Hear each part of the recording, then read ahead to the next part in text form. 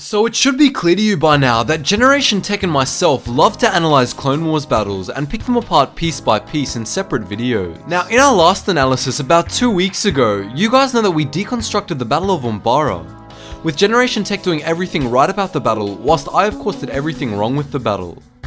In today's video, however, we're going to be switching things up a little bit, and I will of course be acting as the optimist and doing everything right about the Battle of Ryloth, while our friends over at Generation Tech will be looking at all the shortfalls the Republic had during this awesome battle. So don't forget to check out their video right after this.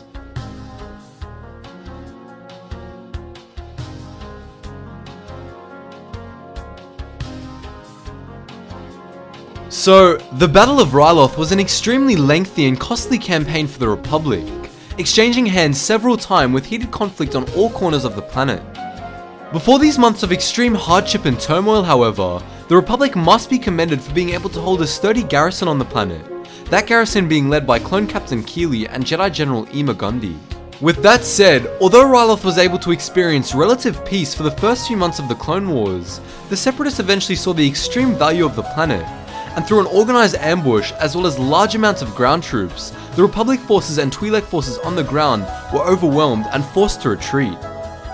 The Jedi Council responded to this threat extremely quickly, and as soon as the news had passed, immediate support was sent to the planet, saving a number of Twi'Leks from starvation and dehydration. The clone garrison on the ground, however, was not so lucky, and whilst attempting to retreat from the Separatists, they eventually realized that they wouldn't be able to outpace the massive droid army with the slower Twi'Lek families by their side. That said, Captain Keeley and Ima Gundy made the decision to make the ultimate sacrifice, and in one last stand of honor and defiance, stall the Separatist advance, allowing the Twi'Leks to escape into secluded foothills and resupply themselves with the help of Republic supply drops that had managed to make it through the Separatist blockade. Now, I simply can't overstate the importance of how amazingly quick the Republic responded to the situation on Ryloth.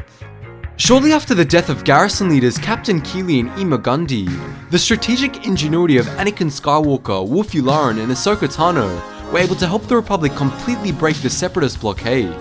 And although one of my favourite clone pilots, Axe, was a casualty of the battle, his and many other clone sacrifices thus allowed the first wave of reinforcements led by Obi-Wan Kenobi and Commander Cody to touch the ground. Obi-Wan and the Ghost Company, however, faced a little predicament as the Separatist general in charge of the capture of Ryloth, Wat Tambor, had prepared against a heavy ground assault using proton cannons as well as living Twi'lek shields to deter the Republic from attacking with sheer ferocity and relentlessness. Wat Tambor was essentially trying to stall the Republic blitz counterattack on the planet, and if it wasn't for Obi-Wan and Ghost Company being able to overcome the initial outer defenses and eventually destroy the cannons defending the ground, the Republic would never have been able to land the heavier tanks on the ground.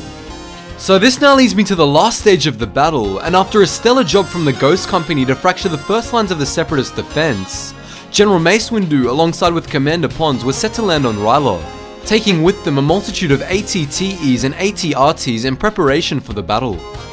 After coming under heavy fire on the mountain ridge they were ascending, Mace Windu had taken a total of 32 casualties, including the command crews of 3 walkers.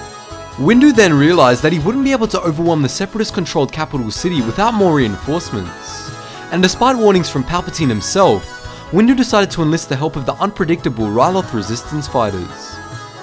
After 2 clones named Stack and Razor were able to get to the other side of the deactivated bridge and overwhelm the Separatist forces inside, with the help of Mace Windu of course, they were able to reactivate the bridge, thus allowing Republic forces to charge into the capital city of Lasu and take it back with minimal casualties. The assault was so successful that the Republic even managed to capture the Separatist general Wat Tambor, accepting his unconditional surrender and re-establishing a firm presence on Ryloth. So, all in all, Ryloth was a pretty chaotic battle to say the least, and without the swift and brutal counterattack by the Republic forces, Ryloth would have likely stayed under Separatist control for the majority of the war. So, what else did the Republic do right in the battle? Did I miss anything? I hope not, but let me know below. Also guys, be sure to check out the other side of things and grace Alan from Generation Tech with your presence, while he explains everything wrong with the Battle of Ryloth. Thanks for watching, and I hope to see you in the next video.